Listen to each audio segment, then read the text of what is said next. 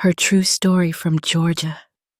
My son said, "She needs me more than you on Christmas," and left me for his sick mother-in-law. Then I saw their beach photos from Hawaii.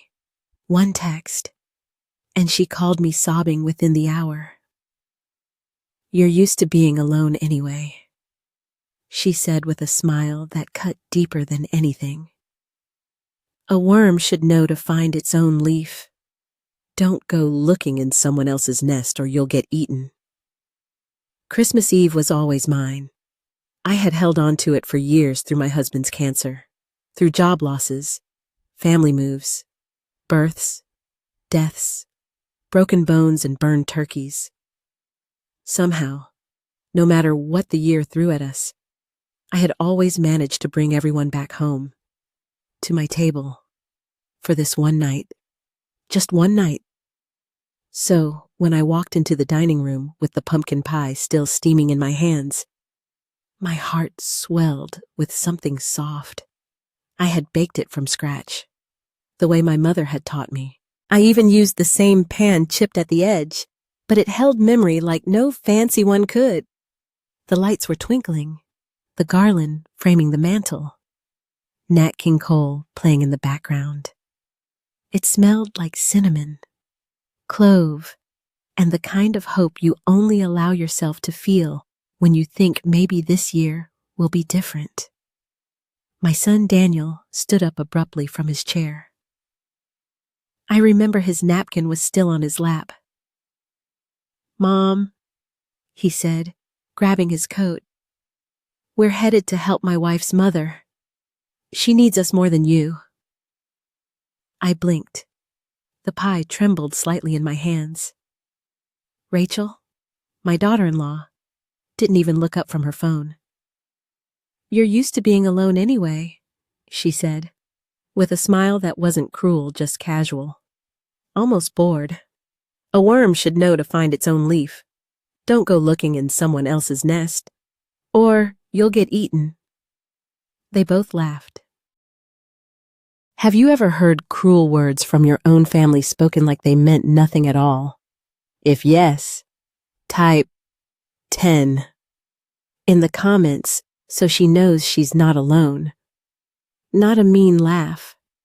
Worse, a familiar one, like they were talking about the weather. I stood there, still holding that pie, feeling the warmth leach out of the room. Daniel didn't even glance back as he opened the door. I watched them walk out with the kind of certainty that only people with somewhere else to be can carry. No apology, no hesitation, just a door closing behind them and silence blooming in its wake. The dining room was still. The candles flickered. The glasses were full. The napkins folded. No one moved to fill their seats. My hand trembled slightly as I set the pie down. I noticed then, for the first time, how deeply the lines around my hands had grown. I used to be proud of them, signs of work, of love. Tonight, they just looked empty. I sat down slowly, alone at the head of the table. I had set it for 6. There were 5 empty seats. The only sound was the soft clinking of ornaments against the pine needles. I looked at their plates, the name cards I had written in gold ink. Daniel, Rachel, Sophie, Eli. Before we continue, please take a moment to like and subscribe. Try to watch the videos as long as possible. By watching more often, YouTube will promote these stories to a larger audience, grow your channel, and bring you more interesting things. Let's start now. All still there, all untouched. I was not angry, not yet. I was something quieter, a kind of hollow that rings if you touch it too fast. The lights above the table dimmed slightly, and in their flicker, I saw not failure, but awakening. I had loved my son with a mother's fullness. I had helped raise Rachel when she needed help finishing school. I had babysat when they were too busy to care for their own kids. I had done it all and asked for nothing but their presence on this one day, and they gave me absence, wrapped in cruelty. I leaned back into the chair slowly, not to rest, to root myself. I looked around the table, not as a place of mourning, but as a place of truth. What I had built was real. What they had chosen was realer. I reached for my wine, took a sip, and swallowed the last of my illusions. I would not bake another pie for people who walked away without a glance. I would not keep plates warm for people who had grown cold. I would not pretend this was a misunderstanding. It was a message, loud, clear, deliberate. I heard it, and I would remember it, not with bitterness, but with precision, because tonight wasn't the end of my story. It was the end of theirs, in mine. I remember standing at the kitchen window in 1983, cradling our newborn son against the harsh glare of fluorescent hospital lights. My husband, Tom, had just returned home from the night shift at the mill. His exhaustion was etched in his features when he quietly asked, "Did she eat?" I had cooked oatmeal, mashed bananas, enough for a toddler's rumple. I held my breath as he approached, worried I'd made it too runny or too sweet. But he nodded. Perfect. He cupped our son's face with a gentle hand, and I watched relief and pride passing between them. During the years that followed, I washed the sheets soaked in vomit after fevers. I learned to mix medicines for a toddler with asthma, one hand steadying her, the other dialing our doctor. I patched torn pants after recess fights, washed marker graffiti off the walls, and listened to every triumph and heartbreak as if it were my own. When our daughter-in-law, Rachel, came into our lives, college sweet and stuffed with promise, I put aside ambivalence to send her to university. I drove miles for campus tours, opened extra accounts during her first semester, and helped navigate financial aid. I saw her as family before she even wore our name. I never asked for repayment, only their gratitude, something I believed would flow naturally in time. But all that care, all that devotion, remained invisible the night of the Christmas Eve when they walked away, when my mother-in-law, Edna, became ill. I took on the burden as if it were my own. She had never warmed to me. Initial glances shot like darts, but when cancer surfaced, she became fragile overnight. I stepped in, doctor visits, hospital check-ins, making sure her pillows were fluffed just right. I remember softly singing her name in the middle of the night, rubbing her forehead when fever broke. Often. I stayed at her home to ease the transition between nurses. How many times did she call me daughter when fever faded to lucidity? More times than she'd ever called me DVL. I never kept count. I just showed up. Those hours, those days, overlapped with daughter-in-law tuition, with parenting newborns, with model prospects, being every problem life threw at me, rising before dawn, sleeping well after midnight. I was the backbone. They built dreams on me. Yet on Christmas Eve, the kindness I once extended was returned with cold disregard. In quiet moments, I liked to remind myself of who I was.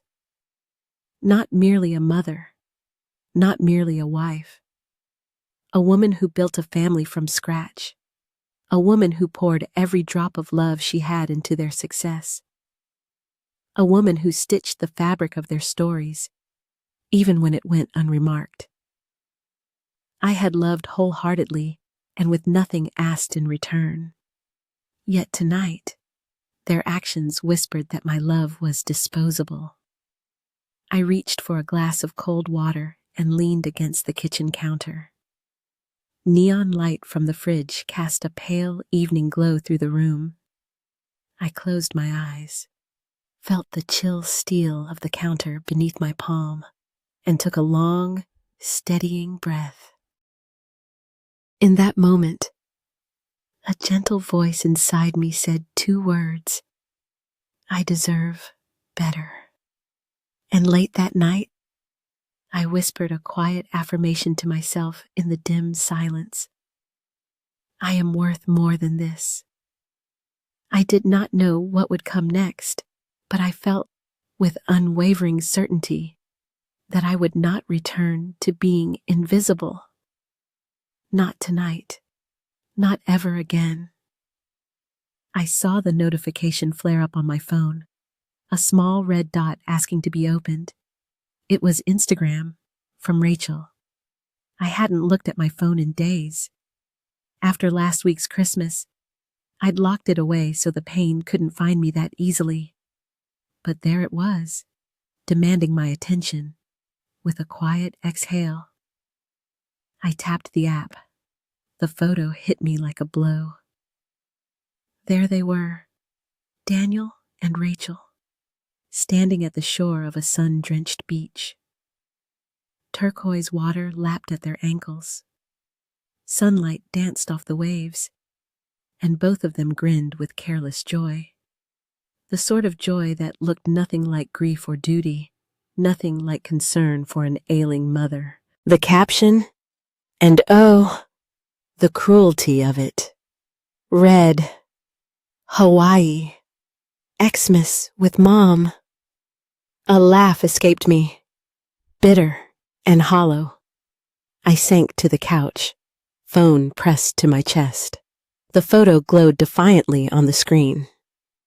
Rachel's straw hat tilted just so, Daniel's arm draped around her shoulder, the tips of palm leaves framing their faces like a postcard. I could hear the surf, smell the salt air, feel the warmth that had drowned out the chill of abandonment. And I heard their voices again. She needs us more than you. A worm should feel lucky to even be invited here. Their words echoed, amplified by the emptiness inside me. For years, I'd baked for holidays, ironed clothes, made every phone call, every school lunch, held every fevered cheek. I had been the rock, the bedrock of our family. And they repaid me with absence, with shame and betrayal and Hawaiian sunshine. The world grew cold around me. The Christmas tree lights, once cozy, now felt gaudy, out of place. The room was too bright, too big. I dropped my head into my hands. The phone fell between my knees, the image still burning into the screen. Everything hurt. Not just the hurt of being alone, but the raw ache of being erased, of being told I no longer mattered. Not on Christmas. Not ever. But as the ache spread, a different feeling took form. Like a spark in dry wood. Determination. A fierce little flame that said, "This does not get to define me." I remembered nights sitting by my husband's bedside. Days squeezing school books between diaper changes, afternoons spent visiting my mother-in-law in hospitals, nights falling asleep with whispered prayers. I had been there for everyone, so I decided I would be there for myself. With effort. I lifted that phone and stared at the photo again. My thumb hovered over the reply icon. Images flashed. My face at his birth. At graduations, at holidays, at prayers. My life threaded into theirs like gold in tapestry. And that photo, That single frame of optics trivialized all of it. I tapped the icon and my finger hovered. My heart thudded in my chest. I typed the word slowly. I am not invisible. Then I typed another line. I will not be silent anymore. I paused, took a breath. Then I hit send. The message went out with no snark, no anger in text, only truth, no theatrics, just a moment of clarity, and with that, everything shifted. I set the phone down, sat up. The ache was still there, but it began to change, softening into resolve. I felt a stirring in my bones, a slow burn of purpose. They had sent a message. I was sending mine back. I stood, ready for whatever came next. Because I was done watching. I was done waiting. Tonight. Another story began. The one where I found my voice again. My thumb hovered, then tapped send. I did not press delete. I pressed send. I would not let that photo dim my light. I would not let their betrayal be the end. For the first time, I wasn't just the mother no one acknowledged. I was the mother who spoke and would be heard. I dialed the number for Edna on a whim the next morning, the Instagram photo from Hawaii still burning in my mind. We had only met once, years ago, before Rachel came into the picture, a frail woman at my son's wedding, leaning on a cane, her eyes glistening as she watched her daughter salute. I remembered a kind face touched by illness, not entitlement. A woman who had silently carried loyal devotion too long without fanfare. When Edna answered, her voice quivered. I heard the low hum of medical equipment, a TV in the distance, the shuffle of bedding. I recognized that loneliness. I said her name softly. Edna, are you in Hawaii with them? She paused. The background noises fell quiet. No, I'm in a nursing home. Her voice cracked. I closed my eyes. I never expected gratitude. I only hoped for honesty. I saw the photos. They're not in Hawaii for you. A brittle laugh. I knew it was strange. Rachel said she needed to be there. But this feels like they wanted to save face. They wanted a picture, not to help me. My throat constricted at her words. She had been set aside too. Dismissed with a photograph instead of a visit. We shared confession after confession. My heartbreak, her disappointment in the daughter, the emptiness at holidays, the stale smell of institutional sheets, the ache of being set aside for convenience, for optics, for nothing at all. By the end of the call, we were two mothers who had loved and lost in the same breath. Those beloved ones who thought our age meant our voices no longer mattered. I felt a fierce bond form, a fragile, vulnerable alliance born of betrayal and shared sorrow. I leaned on the counter in my kitchen, the phone warm against my cheek. Imagining her in that sterile room, I realized this was not just about Christmas neglect. It was years of neglect, innumerable sacrifices, overlooked contributions, ignored anniversaries. Then an idea came, like wildfire across dead grass. What if we reclaimed not only our dignity, but our legacy? What if we built something together that no Instagram photo could erase? I proposed forming a foundation, a legal trust, dedicated to supporting the elderly who had been forgotten or left behind. I offered to share my savings stored for their inheritance, Edna, with the same determination that had cared for a funeral home's worth of widows and widowers. Agreed. We pledged no lawsuits, no revenge, only justice, only rebuilding our names and ours alone. We would not be erased from history or from hearts. There must be paperwork, she whispered. We need a lawyer. I know one. He helped me with my husband's will. He's discreet. There was a long silence. Then Edna said, I don't want them pitying me. I want them to see us.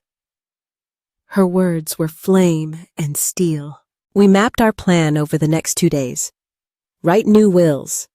Establish the legacy of Two Mothers Foundation. Define the mission. Secure the initial funds. We set up a single dramatic act, the day of the Christmas live stream, to finalize everything. Then we would watch it unfold. We both pressed our palms around the phone, the faint digital line bridging miles and memories. I said, we will not let them delete our names. And Edna answered, her voice firm, despite tears, not ever again. In that moment, I felt something bloom within me. Not malice, but something sharper and more grounded. Purpose. 2 hands, miles apart, meeting through the telephone line. 2 hearts folding their strength together. And the silent vow. We will ensure we are not forgotten. We will ensure they remember us. We hung up. The room felt colder, but I lit a candle anyway. Our candle. And in the glow, I knew the rest of this story had already begun. I visited the lawyer's office early the next week, entering through a side door so no one from my family would recognize me.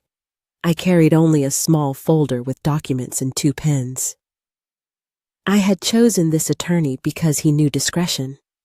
He'd helped me once before, quietly and professionally. Now, I needed his help again. We sat in a quiet paneled room. He listened as I laid out our plan. I'm setting up a foundation, Legacy of Two Mothers Foundation, to support elderly people who have been forgotten. I want to use the assets that would have gone to my son and daughter-in-law. They walked away from me. I'm walking away from giving them any share. He nodded and asked for the specifics. I told him which pieces of property I owned, which investments, everything in my name. He made notes, confirming details. And you also want to exclude your son, daughter-in-law, and anyone else who abandoned you or fails to support the elderly? He asked. Yes, I said, voice steady. Anyone who shows no heart for the aged or desert their parents on holidays? He paused. That's a strong provision. Do you want to make that criteria precise or broad? I straightened. I want it clear. Anyone who fails to see their mother or father or mistreats them loses any claim. He nodded, typing on his laptop. Understood. Then he guided me through the process, creating the foundation as a nonprofit, drafting the mission statement and board members list, which would include myself, Edna, and a trusted neighbor. He rehearsed each section of the will with me, naming legal trustees, outlining powers to manage the assets, a letter to the future executor, and the personal clause excluding family who betrayed their parents. Every phrase was deliberate. Finally came the key moment. We signed the 2-page legal declaration, a living will, trust creation, the lot. I held the pen in my hand, the weight of decision heavy but satisfying. I looked at the signature line, my name, clearly printed. I signed it, across years of quiet obedience and unremarked presence. Then Edna signed her portion over a tiny video call set up on a tablet. I watched her sign with trembling hands and then a firm and final press of her initials. We shared a long look through the screen, both overcome by a noble stillness. Tomorrow. I said, we go public. I left the office feeling lighter than I had in years. The decision was irreversible. The assets were no longer simply mine. They belonged to something larger, something meaningful. Walking out, I could almost hear my mother's voice. Make your life count. She had raised 6 children on a school teacher's salary. I'd spent her life teaching values. Now, I was putting those values into action. That night, I called Edna. She answered, voice thick with emotion. Do you feel different? I closed my eyes. Freer. I said, I gave our legacy back to us. She laughed softly. They will know. Yes, I agreed, and so will we. I signed, I sealed, I reclaimed my story.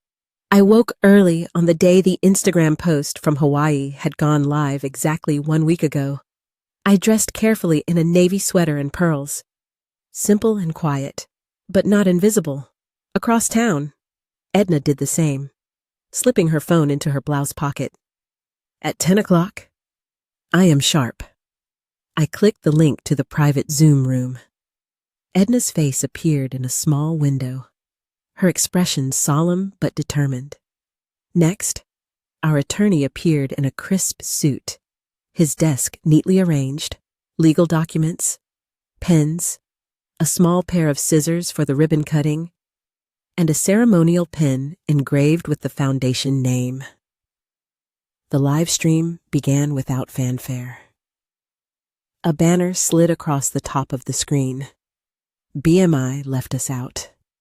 We left them off. The photo from Hawaii hovered in the background. Subtle, haunting, undeniable. The lawyer cleared his throat, then spoke. Good morning. On behalf of Ms. Greenwood and Ms. Edna Harper, we are here today to officially sign the legal documents establishing the legacy of Two Mothers Foundation. This foundation's mission is to support elderly individuals who have been neglected or marginalized, with initial funding from the assets of our founders. It turned to me first.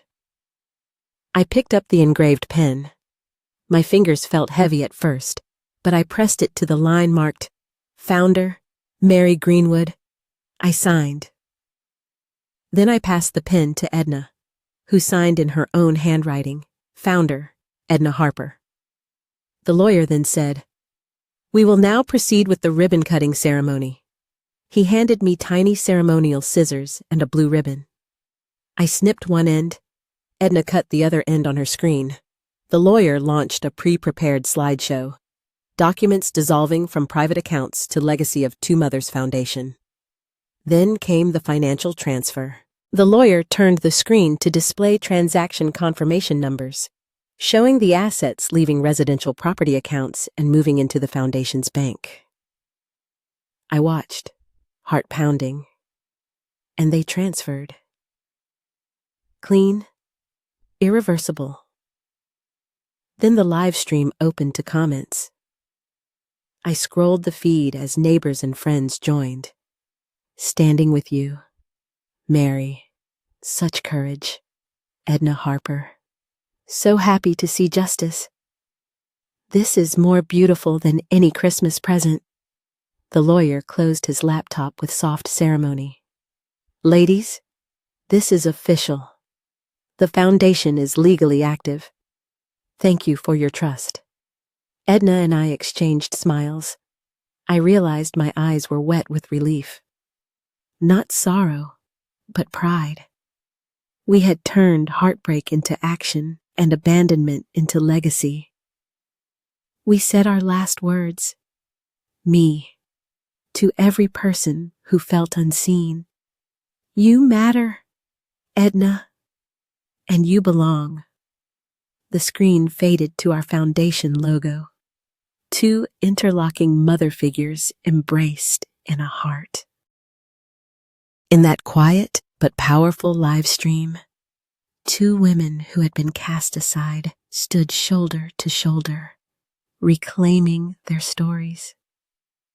The chat overflowed with encouragement and awe. We didn't need applause. We needed acknowledgement. We had it. After the live stream, I closed my laptop and sat back. The house was silent. On the mantel, the Norwegian spruce flickered with reflected glory. Today, it would hold more meaning than any holiday lights before it. Today, they would see our truth. Not a photograph in Hawaii, but a legacy built from love, sacrifice, and quiet power. And the world witnessed it with us. I heard the car doors shut in the driveway, long after dark. But the house was no longer empty. Its walls seemed to hum with anticipation. I waited in the living room, Edna's voice still echoing in my memory. You will know we are seen. I had lit a single lamp and settled into the armchair. My pulse was steady, but I felt its presence, a quiet drumbeat of expectancies. They entered without ceremony. Daniel's coat thudded against the wooden hanger. Rachel slipped the key back into its bowl. Their children, Sophie and Eli, hovered at the threshold with nervous eyes. For a moment, no one moved. Until Sophie's gaze found the new sign beside the fireplace. Legacy of Two Mothers Foundation. Elegant script on a gold plaque. She gasped. Eli peered over her shoulder. Daniel and Rachel exchanged a sharp look. That same look of surprise, confusion, disbelief. I rose slowly and crossed to stand before the plaque. Daniel's voice trembled. Small. Mom. What is all this behind him? Rachel's footsteps came forward. The silence between us was thick, full of questions waiting to be asked. He swallowed hard. Mom. Rachel. I'm so sorry. We didn't know. We thought. I raised a hand, gently stopping the apology before it could unravel further. Let me show you. I led them into my study, opened the drawer, and pulled out the legal folder. They watched as I flipped through photocopies. The deed of the foundation, the banking transfer statements, the public charity registration, even the live stream screenshot. Daniel's shoulders sagged as the pieces fell in place. Rachel pointed at a signed image. Is this real? I nodded. We followed through. We built it. Not out of anger, but out of certainty. Certainty that mothers deserve more than a photo and an excuse. Rachel swallowed, tears streaking her cheeks. Why, Moses? Why would you do this? She asked, voice small. I stepped closer. My voice was calm, not cold, but resolute. Daniel, Rachel, we didn't do this to hurt you. We did this because every sacrifice we made, every patient night and worn-out dollar, was never just for you. It was for people like Edna and people like me, who believed in family until realizing family didn't always believe back. Daniel sank to his knees in front of me, embroiled. My heart cracked, but I didn't flinch. I betrayed you. I was wrong. Rachel sank to her knees too. But beside Daniel, she reached for Daniel's hand. Their children remained silent in the doorway, eyes wide. I knelt too, framing them in my arms. We did not use your mistakes against you. We use them to redefine our legacy. Edna entered quietly from the hallway. She came to stand behind me, hands resting on my shoulders. Her voice was steady. Don't ever think that two mothers cannot teach a lesson. We were invisible until we weren't. Rachel's voice cracked. But why us? I ruffled Sophie's hair. Because when you left without warning, when you replaced us with a picture, you reminded us how fragile love can be. Daniel buried his face into my coat. I'm so ashamed. Edna knelt on the other side. We're not here to punish. We're here to ensure no mother ever feels erased again. Rachel began to weep openly. Daniel echoed. Their remorse filled the room, warmed the corners that had grown cold. I stood and nodded to our foundation plaque. If you are willing to find us again, we are still here. They remained kneeling, eyes brimming.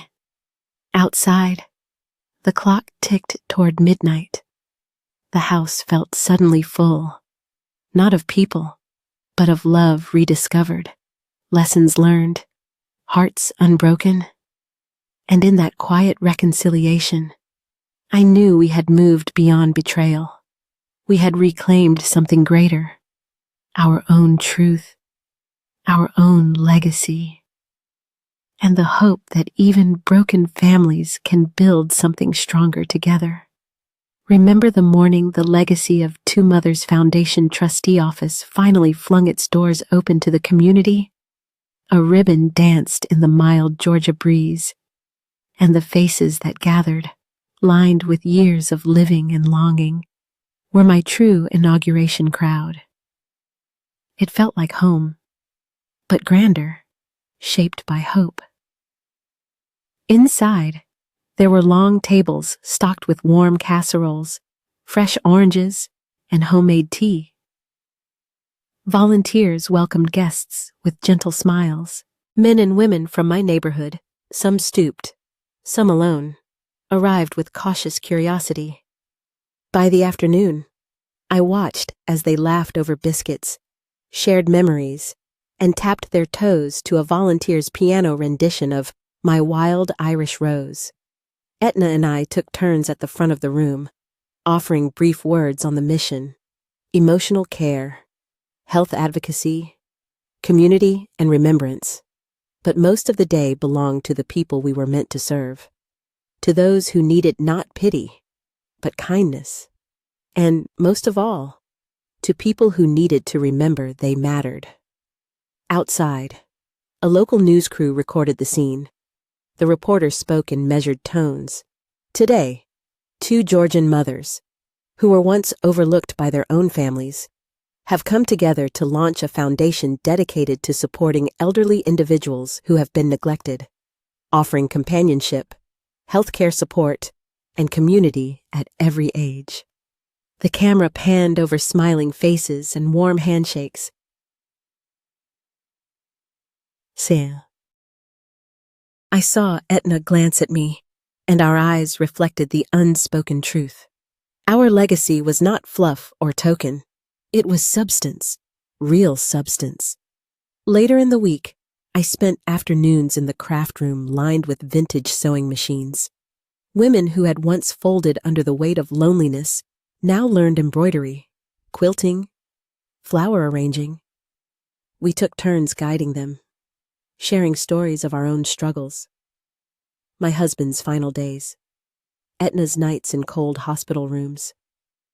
In return, they offered laughter, colors, history, friendship. It was a circle of renewal I never thought possible in my last years. One afternoon, a plumber's grandson wandered in, shy and curious, watching me thread a needle for a volunteer. I paused and offered him a needle and ribbon. He looked at me, puzzled. I smiled and said, "We don't need our own grandchildren's affection. We need each other." It was his turn to smile then. He nodded, as if he understood something better than I ever could have hoped. In the months that followed, the foundation grew. Elderly residents came for warm meals, doctor checkups, workshop classes, and the rare luxury of simply being seen. Word spread through churches and senior centers and local bulletins. Our town rallied. I received letters. Mrs. Greenwood, thank you for giving me something I thought I had lost. A place to belong. We call you Mother now, not because you gave us money, but because you gave us dignity. One evening, as fall light filtered through windows, Edna and I sat on the front porch swing, sipping iced tea. The fading sun caught her silver hair, highlighting the resilience in her face. He said softly, "Who would have thought? Mary, two mothers, united by hurt, building something lasting." I squeezed her hand. They thought we were just old ladies. Edna, but our purpose, that made us dangerous. She laughed quietly, a laugh rich with relief and triumph. Some mornings, I still wake up and hear that Christmas Eve moment, the slam of a door, the sting of those words, the absence. But now, I see it was not my undoing. It was my turning point. I stand in the community hall, teaching young volunteers the joy of kindness, the rhythm of compassion. I look at the gray-haired hands stitching comfort, the bright eyes rediscovering laughter. And I say to them, we don't need family to give us value. We need each other. They nod, gently patting my shoulder, and for the first time, I believe it with my whole heart. Our aftermath wasn't bitterness, it was blessing. Our legacy wasn't what was taken from us, it was what we created from it. Two mothers once ignored have now built a refuge that stands firm, that welcomes life and offers it back to those who had little else. We were once counted out. Now we count people in. That is our inheritance, and it will echo beyond lifetimes. I never expected the winter after we launched the foundation to be so full of warmth. Snow drifted over the fields in soft white blankets. But inside our center, laughter crackled like a hearth. Edna and I reveled in the bustle, volunteers greeting newcomers, meals being served, calls being answered, elderly hands being held. Yet our attention kept drifting back to a hush that eventually fell over us, both one frosty evening. Our son Daniel and Rachel had asked to come see us. I had received the message through our lawyer. They will come. They want to talk. Do not leave. It pinged on my phone, and I swallowed a mix of dread and resolve. We had asked no apology. We demanded no restitution. We only requested recognition and closure if that was what they sought. Now here they were, stepping into the sunlit foyer, their coats locked awkwardly behind them. The children stayed with the volunteer.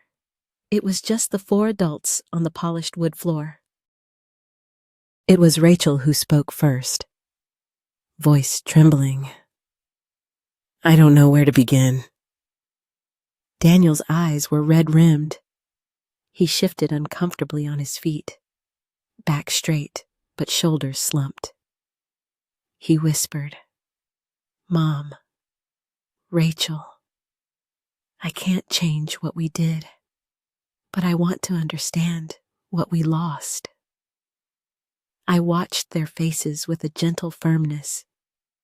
They looked small here, not lost in an elegant beach resort, but standing in the quiet power of their mother's choices. I stepped forward and gestured toward a display near the entrance. Photos of elders smiling at the center's ribbon cutting, snapshots of quilting classes, meals shared as if for a family holiday.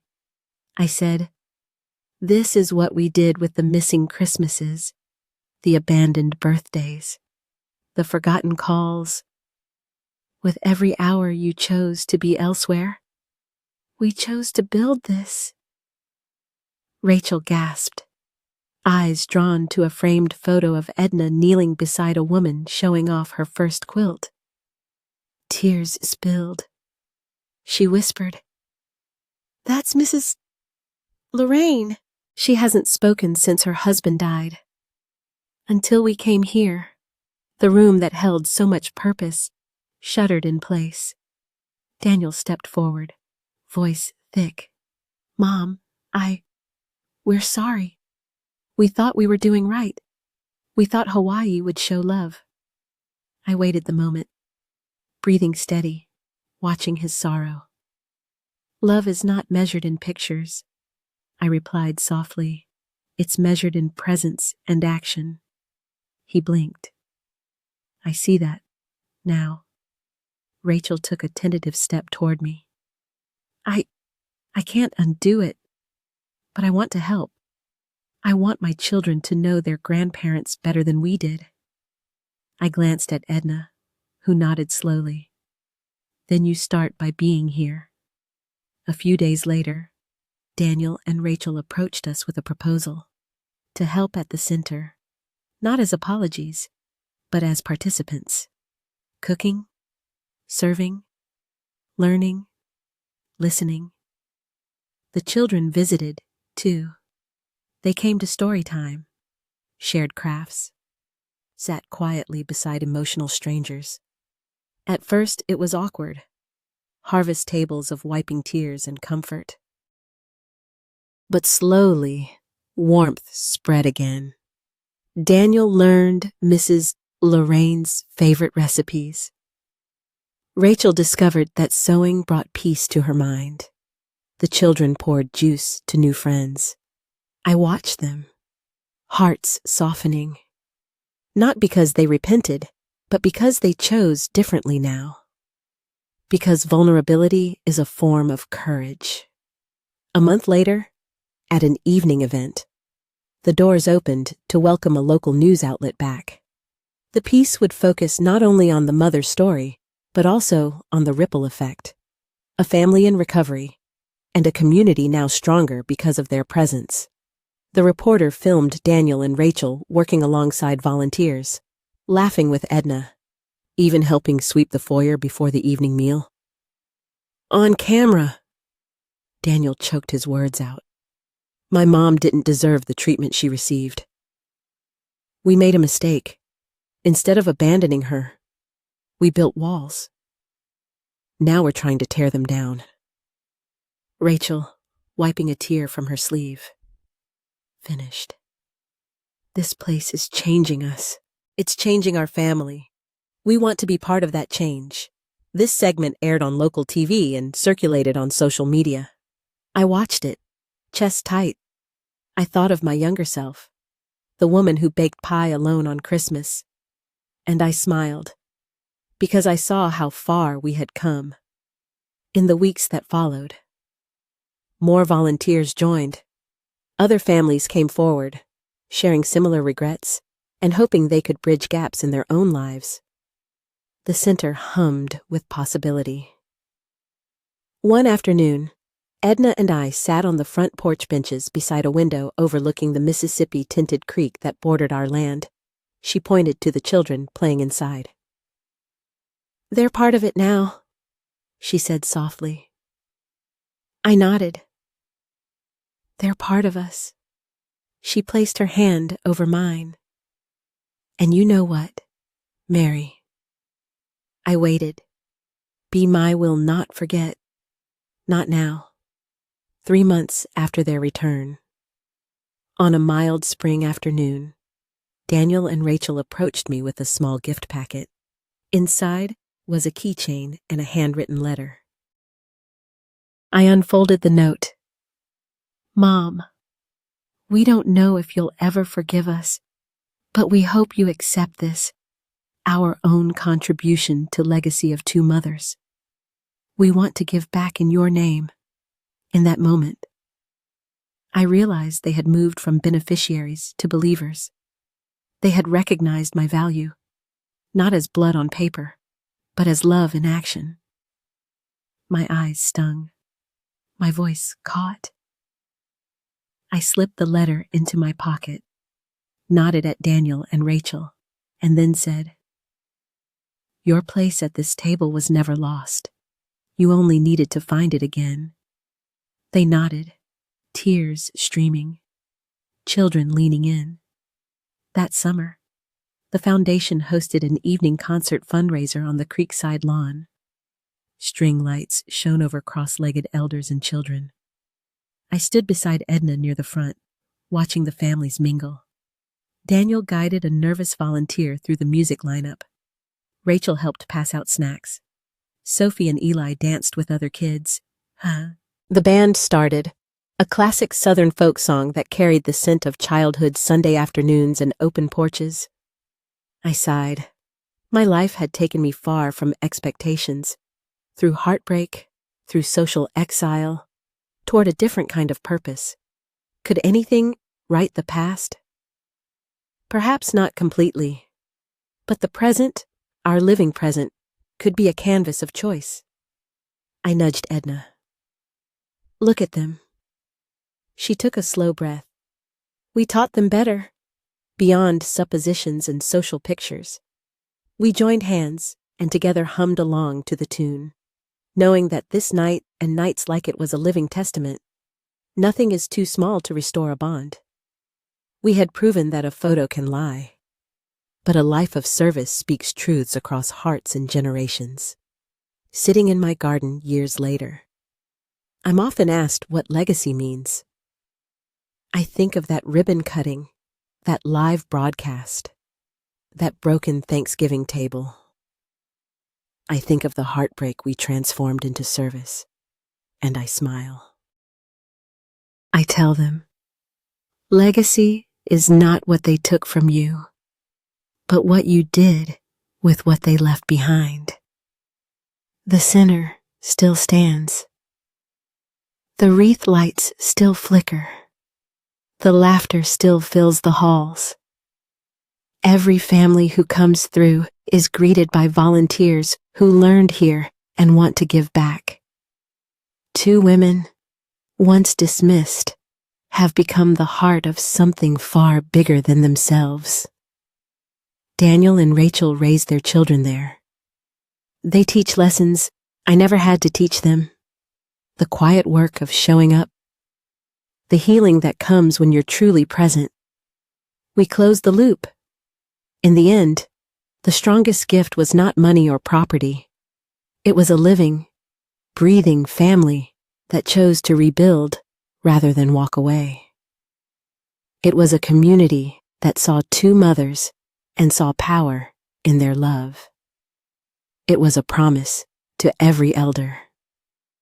You are not invisible, so no, we did not just get over their Hawaii trip. We transformed it by using the hurt as starting fuel.